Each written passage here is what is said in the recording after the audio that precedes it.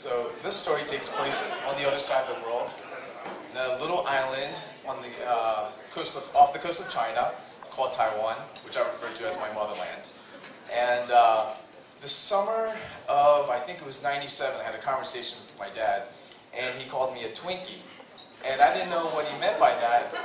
And apparently he thought that I was, yellow on the outside and white on the inside, and that I needed to be more cultured.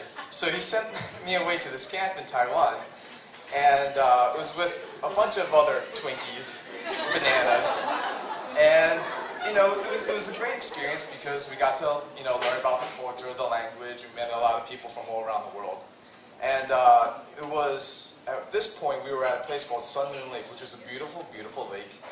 And it was a few weeks before football camp, so I needed to, start training and exercise. And I convinced two of my guy friends and two of my girlfriends to come with me. And then when you go jogging, you don't really bring anything, so you don't bring money, you don't bring cameras, you just, yourself. So we went jogging, and it was Roger and Jay and Wan Lei and Jen. And we kind of went around the lake and into this little village. And as we were jogging, you know how you see things out of the corner of your eye? Well, I could have sworn I saw penises at one point in this little village. And as I kept jogging, I saw more penises. Like a hut full of wooden penises. And I'm thinking, did we stumble upon a village of penises? And I wasn't sure that I was the only one that saw it. I'm pretty sure I was the only one that saw it because no one said anything. But then all of a sudden, we all stopped in the middle of the village with this tiny little Asian lady and this 18-foot giant red oak penis with a woman mounted, straddled on top of the penis. It was about I'm exaggerating. It's probably about 12 feet long. And there was, the amount was 1 followed by about 14 or 15 zeros. I don't know what the conversion rate is, but my friend Jay on my right looked at it, and he told me something that big must have special magical powers. So he ran towards it and rubbed the magical penis tip, and then ran away.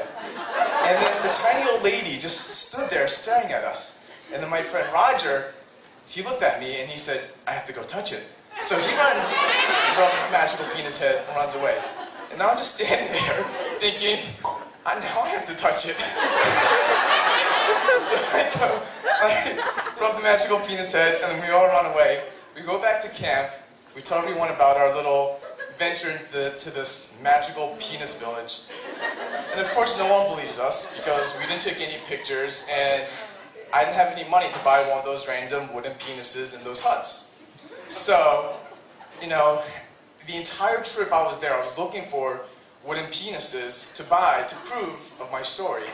And unfortunately, I didn't find any. But 2 years later, my mom decided to, take us for a trip back to Taiwan.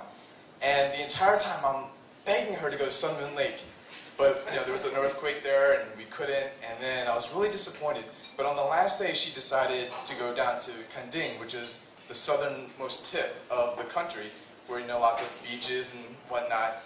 And I was thinking, if I can't find a penis statue, I could at least, have fun on the beach. But when we get there, I see this man with this big wagon that he's pulling. At the corner of the wagon, it was those penis statues that I saw earlier. And then my thought was, I have to get away from my mom to find out where I can get this penis statue. So then I told my brother to distract my mom as I run through the entire town trying to find another hut. And sure enough, I found a big hut filled with hand-carved penis statues and little coconut monkeys that if you open the tip, the penis just pops out on the spring. And I was speaking Chinese, and from what I understand is that they were actually fertility idols. So then I took out as much money as I could, and I think I was able to afford 2 of those. So I took them with me, and I had to hide them and cover them up. And then my mom was so mad because she thought she lost me, and I couldn't tell her that I had giant wooden penis statues, and that was what I was looking for. So I was able to smuggle them back to the U.S. and I gave them to my best friend, and I told him about the magical penis village. And I was really excited that after 2 years I was finally able to get a souvenir from the magical penis village.